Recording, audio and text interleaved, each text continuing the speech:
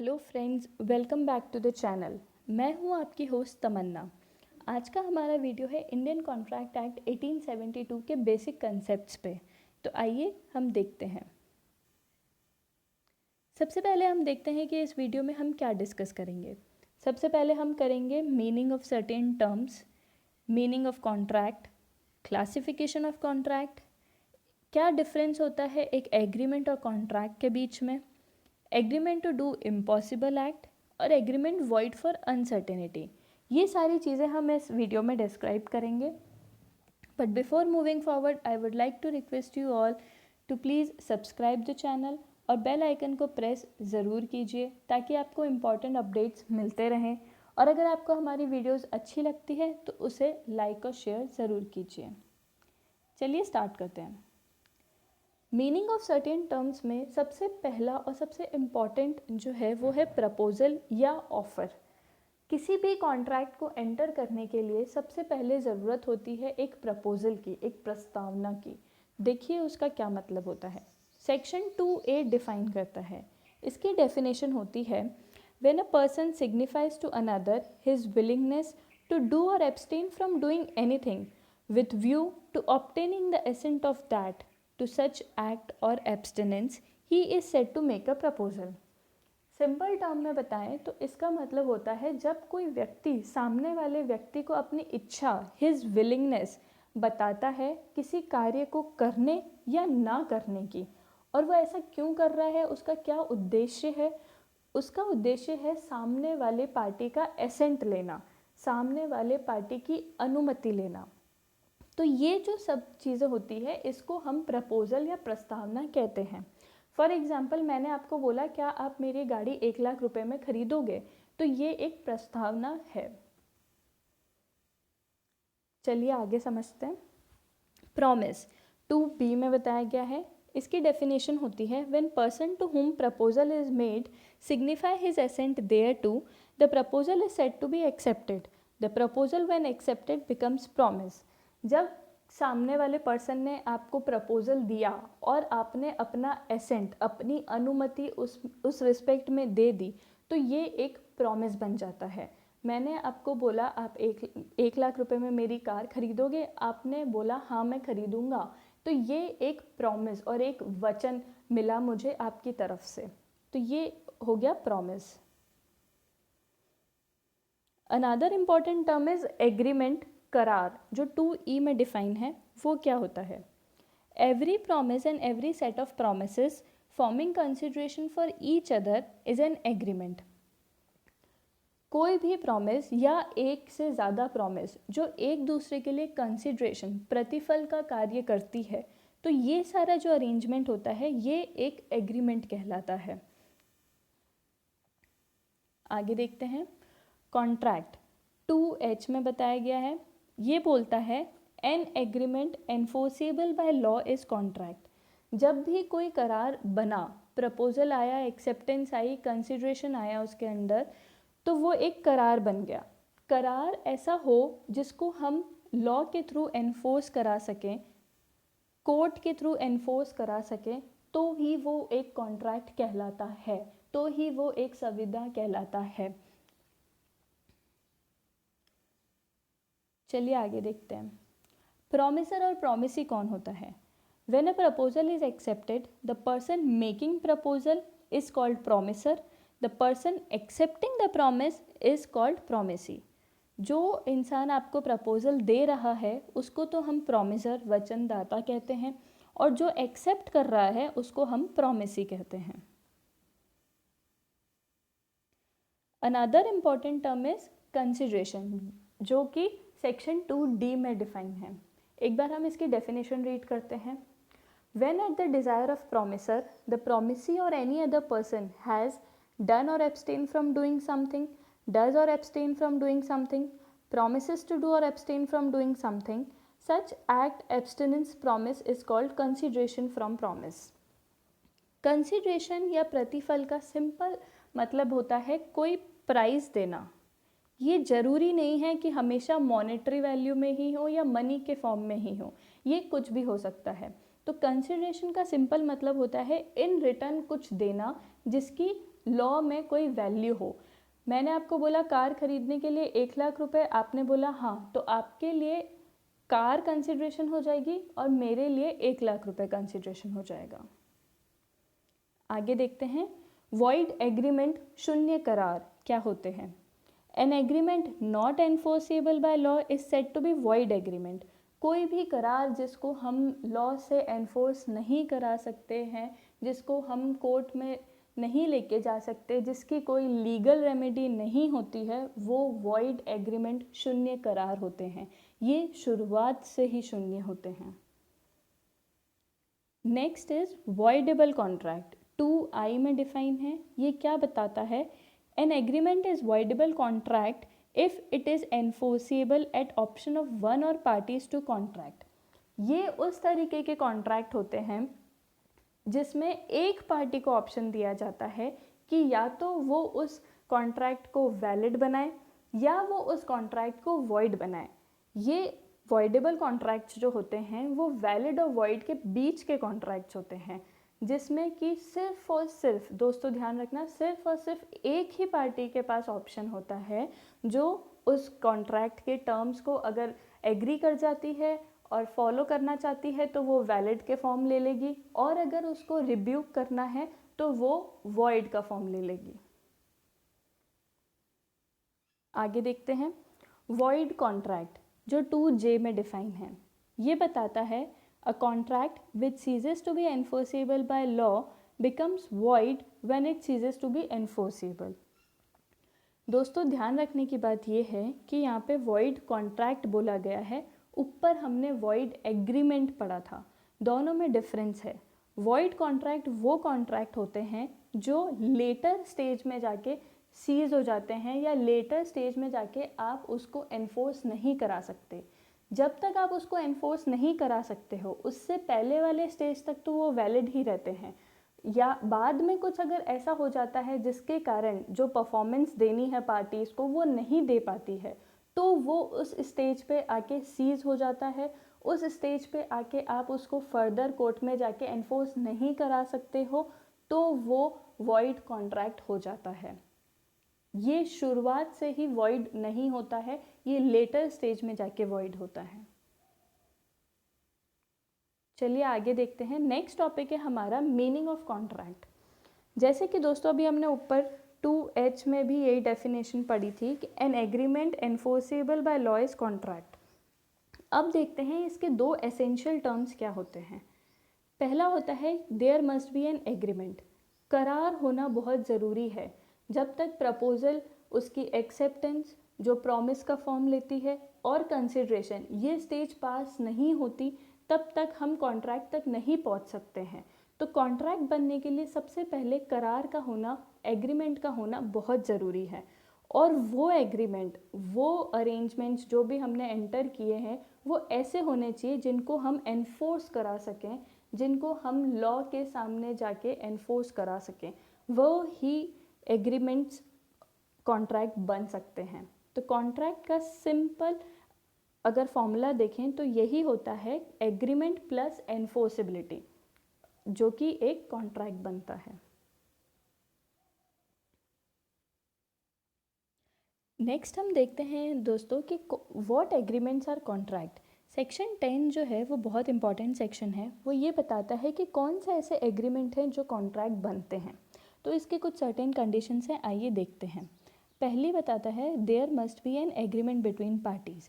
जो दोनों parties enter करी हैं उनके बीच में एक करार और एग्रीमेंट होना ज़रूरी है। दूसरा होता है the parties must have intention to create legal obligation. ये बहुत इंपॉर्टेंट पॉइंट है दोस्तों। ये बताता है कि जो दोनों पार्टीज़ एंटर करी है उनकी इंटेंशन होनी चाहिए कि वो बाइंड करें जो भी उन्होंने टर्म्स पे डिसाइड किया है। जैसे कि कोई करार एंटर हुआ है तो जो प्रपोज़ल दिया गया था और जो एक्सेप्टेंस मिली थी, तो दोनों पार्टी के ऊपर ऑब्लिगेशन होती है कि वो उन अपनी अपनी ड्यूटी परफॉर्म करे, और अगर वो परफॉर्म नहीं करती है तो सामने वाली पार्टी उसको लीगली बाइंड कर सकती है अपनी परफॉर्मेंस देने के लिए। नेक्स्ट पॉइंट होता है the parties must freely consent to enter into agreement. जो पार्टीज़ आई हैं करार में, उनका जो कंसेंट होना चाहिए वो फ्रीली दिया गया होना चाहिए। किसी दबाव, किसी प्रेशर, किसी थ्रेट में उन्होंने एग्रीमेंट्स में एंटर किया होना नहीं चाहिए। अगर उनका कंसेंट फ्री होगा तब ही वो कॉन्ट्रैक्ट का स्टेज पहुंचेगी, वरना वो नहीं बनेगा कॉन्ट्रैक्ट का स्टेज। आगे देखते हैं, the parties must be competent to contract. ये बहुत इंपॉर्टेंट पॉइंट है। जो दोनों पार्टी एंटर कर रही हैं वो साउंड माइंड की होनी चाहिए, मेजर होनी चाहिए 18+, और डिसक्वालीफाइड बाय लॉ नहीं होनी चाहिए। अगर ये होता है तो ही वो पार्टीज़ एंटर कर सकती है कॉन्ट्रैक्ट बनने में, वरना नहीं कर सकती। नेक्स्ट पॉइंट देखते हैं, देयर मस्ट बी कंसिडरेशन, और इसका अगला पॉइंट जो है, कंसिडरेशन मस्ट बी लॉफुल। ये दोनों पॉइंट यही बताता है कि जो भी उन्होंने एग्रीमेंट बनाया है उसके अंदर जो कंसिडरेशन है, सबसे पहले बात तो है कि कंसिडरेशन होना बहुत ज़रूरी है। अगर कंसिडरेशन नहीं है तो हम आगे कॉन्ट्रैक्ट नहीं बना सकते, और जो भी कंसिडरेशन मिला है वो लॉफुल होना चाहिए। कुछ भी अनलॉफुल रिलेटेड कंसिडरेशन मिला है तो वो कॉन्ट्रैक्ट नहीं माना जाएगा। आगे देखते हैं, object of contract must be lawful. जो प्रपोजल दिया गया था वो लॉफुल होना चाहिए। वो ऐसा नहीं होना चाहिए जो पब्लिक पॉलिसी को हार्म करे या कुछ इमोरल टाइप का हो, या लॉ ने मना कर रखा हो कि आप ऐसी चीज़ें नहीं कर सकते, फिर भी हम वो करते हैं, तो वो कॉन्ट्रैक्ट नहीं बन सकती। हमेशा जो भी ऑब्जेक्ट, जो भी प्रपोजल दिया गया था वो लॉफुल होना ज़रूरी है। नेक्स्ट पॉइंट बताता है, agreement is not expressly declare to be void. अगर कहीं पे भी एग्रीमेंट को लॉ ने एक्सप्रेसली क्लियरली बता रखा है कि इस टाइप के एग्रीमेंट वॉइड होंगे, तो वैसी चीज़ें कभी भी कॉन्ट्रैक्ट नहीं बनेगी। जैसे आगे की वीडियोस में भी हम देखेंगे, जो इंडियन कॉन्ट्रैक्ट एक्ट है वो खुद बताता है कि अगर आपने कोई ऐसे एग्रीमेंट किए हैं जो कि मैरिज को रिस्ट्रेन करते हैं या किसी बिजनेस को सेल करने में कुछ रिस्ट्रेन लाते हैं, तो ये टाइप के जो एग्रीमेंट होते हैं ये वॉइड होते हैं। अब जैसे ये एक्सप्रेसली बताया गया है तो इस टाइप के एग्रीमेंट सारे के सारे वॉइड हो जाएंगे और वो कॉन्ट्रैक्ट नहीं बनेंगे। Next point is, it is possible to perform agreement, और अगला पॉइंट भी इसके साथ का ही है, terms of agreement are certain and capable of being made certain. ये सिंपल इतना सा बताता है कि जो भी आपने करार के अंदर एग्री किया है किसी भी टर्म्स पे, तो वो ऐसे होने चाहिए जो आप परफॉर्म कर सको या जो सर्टेन हो। कुछ ऐसा अनसर्टेनिटी से रिलेटेड है तो वो एग्रीमेंट नहीं बनेगा। कुछ अगर ऐसी कंडीशन है जो परफॉर्म नहीं की जा सकती तो वो कॉन्ट्रैक्ट का रूप नहीं ले सकती है। तो ध्यान रखने की बात यही है कि जो आपकी परफॉर्मेंस है वो पॉसिबल होनी चाहिए और जो उसके टर्म्स हैं वो सर्टेन होने ज़रूरी हैं। आगे देखते हैं क्लासिफिकेशन ऑफ कॉन्ट्रैक्ट। पहला बताता है on the basis of creation.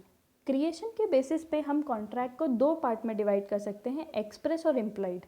Express का सिंपल मतलब होता है कुछ वर्ड्स के थ्रू बताया गया हो या आपने बोल के बताया है, तो ये सारे जो टाइप के कॉन्ट्रैक्ट होते हैं वो एक्सप्रेस होते हैं, और जो कोई कंडक्ट से बताए जाते हैं वो इम्प्लाइड होते हैं। आगे देखते हैं on the basis of execution.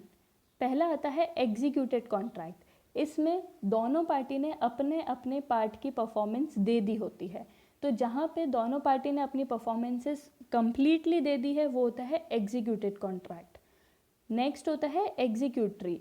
इसका मतलब होता है कि जहाँ पर दोनों पार्टी को अपनी अपनी परफॉर्मेंस देनी बाकी है, उन्होंने अपना अपना पार्ट परफॉर्म नहीं किया है, वो होता है एग्जीक्यूटरी कॉन्ट्रैक्ट। और तीसरा होता है partly executed and partly executory.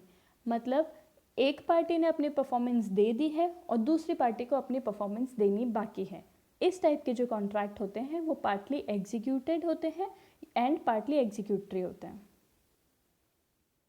Next is on the basis of enforceability. पहला आता है वैलिड कॉन्ट्रैक्ट। वैलिड कॉन्ट्रैक्ट वही कॉन्ट्रैक्ट्स होते हैं जो भी हमने अभी ऊपर देखे कि सारे कंडीशंस जो सेक्शन 10 की सारी कंडीशन है उसको फुलफिल कर देती है, तो वो सारे कॉन्ट्रैक्ट्स वैलिड कॉन्ट्रैक्ट्स हो जाते हैं।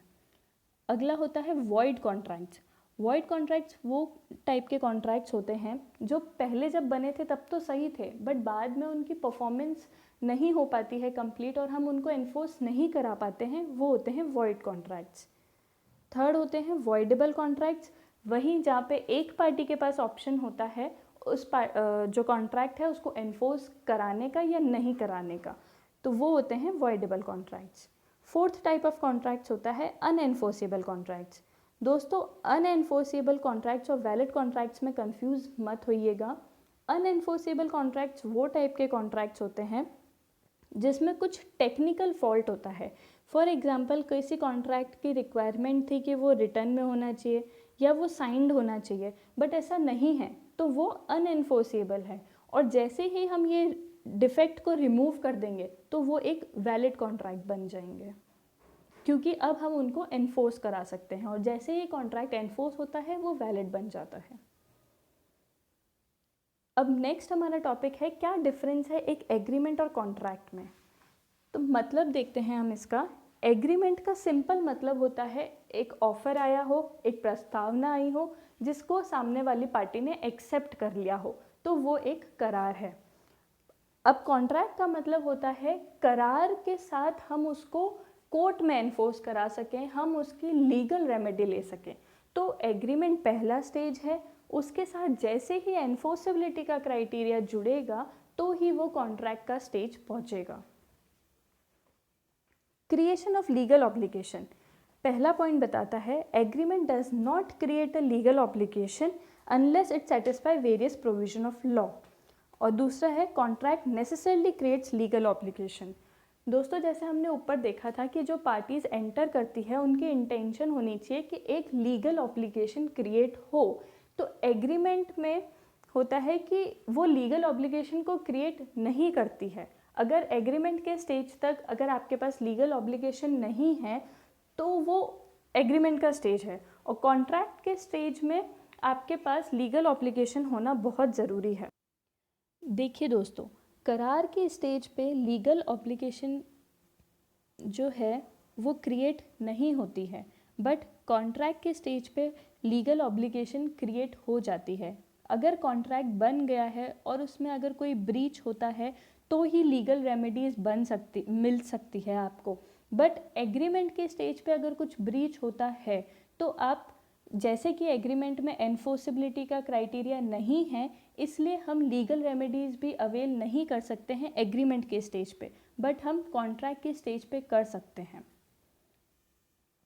आगे देखते हैं। The term agreement is wider than contract and unenforceable agreement is not contract, every contract is agreement. इसका मतलब यही होता है दोस्तों, एग्रीमेंट जो होता है वो बड़ा होता है, ये एक एग्रीमेंट होता है और ये एक कॉन्ट्रैक्ट होता है। दोस्तों यहाँ पे समझने की बात ये है कि हम सिर्फ वो ही एग्रीमेंट्स को कॉन्ट्रैक्ट बना सकते हैं जिनको हम एनफोर्स करा सकते हैं। तो ये एक एग्रीमेंट होता है और ये कॉन्ट्रैक्ट होता है। तो सारे एग्रीमेंट्स जो होते हैं वो कॉन्ट्रैक्ट नहीं होते हैं, सिर्फ वही कॉन्ट्रैक्ट बन सकते हैं जिनको हम एनफोर्स करा सकते हैं। जिनको हम एनफोर्स नहीं करा सकते वो कभी भी संविदा, वो कभी भी कॉन्ट्रैक्ट नहीं बनते हैं। बट सारे कॉन्ट्रैक्ट्स जो होते हैं वो एग्रीमेंट तो होते ही होते हैं, क्योंकि करार की स्टेज से ही हम कॉन्ट्रैक्ट तक पहुंचते हैं। करार को हम जैसे ही एनफोर्स कराते हैं वो एक कॉन्ट्रैक्ट बन जाता है। इसलिए ही ये लाइन बोली गई है कि all contracts are agreement but all agreements are not contracts. आगे देखते हैं। Agreement to do an impossible act. जो हमारा सेक्शन 56 है वो बताता है agreement to do an impossible act. इसको हम समझते हैं। पहला बोलता है an agreement is made to do a particular act. At the time of making contract, it is certain that such act is impossible. Such agreement is void। जो हमने ऊपर कंडीशंस में पढ़ा था उसमें लिखा गया था कि कोई भी हम अगर एग्रीमेंट बना रहे हैं तो उसकी जो परफॉर्मेंस है वो पॉसिबल होनी चाहिए। अगर वो इम्पॉसिबल है या वो सर्टेन नहीं है कि हमें क्या करना है, कैसे करना है, तो वैसे सारे एग्रीमेंट void होंगे। इसका सेकंड पॉइंट बताता है agreement to do an act which subsequently become impossible. A contract is made to do a particular act. At time of making contract, such act is not impossible.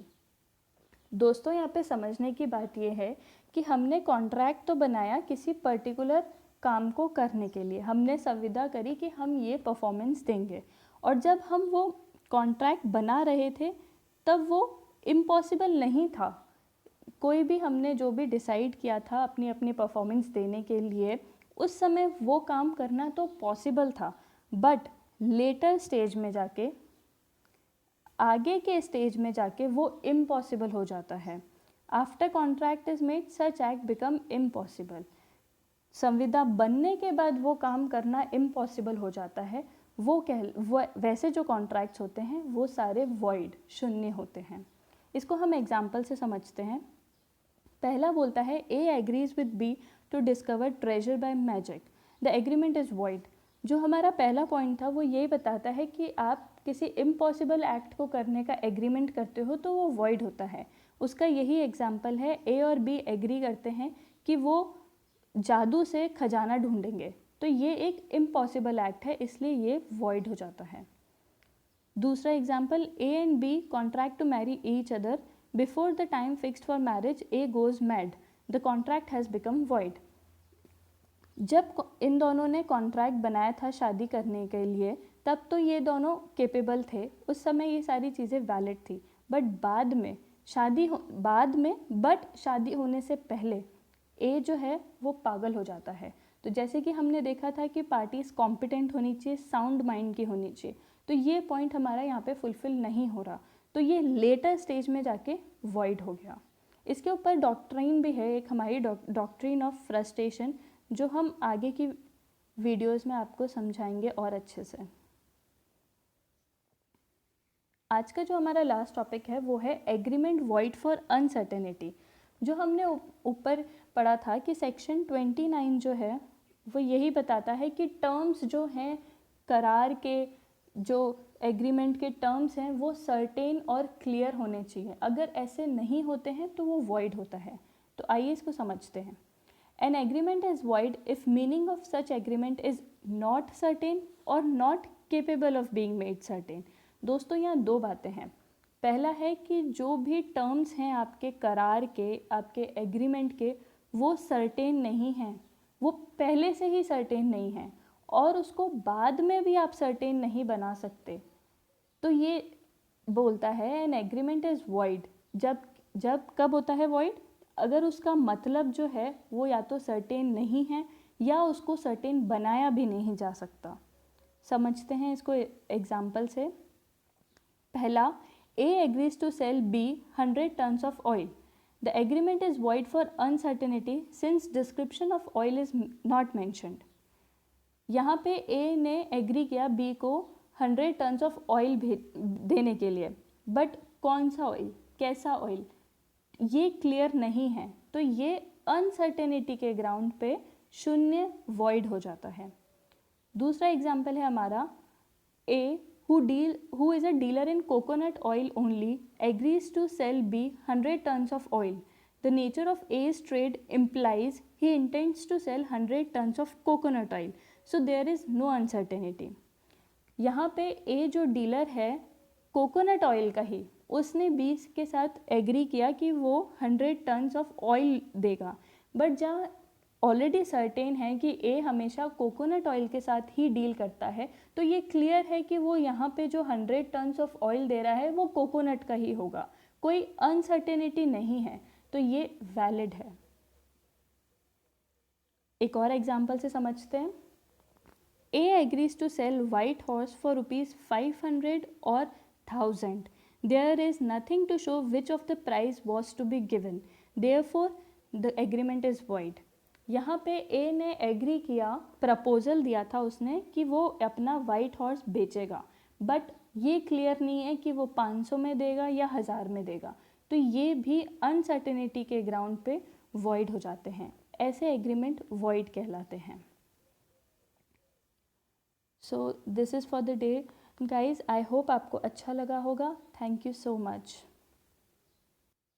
अगर आपको कोई doubts हैं तो उसे comment box में ज़रूर बताइएगा। Stay tuned.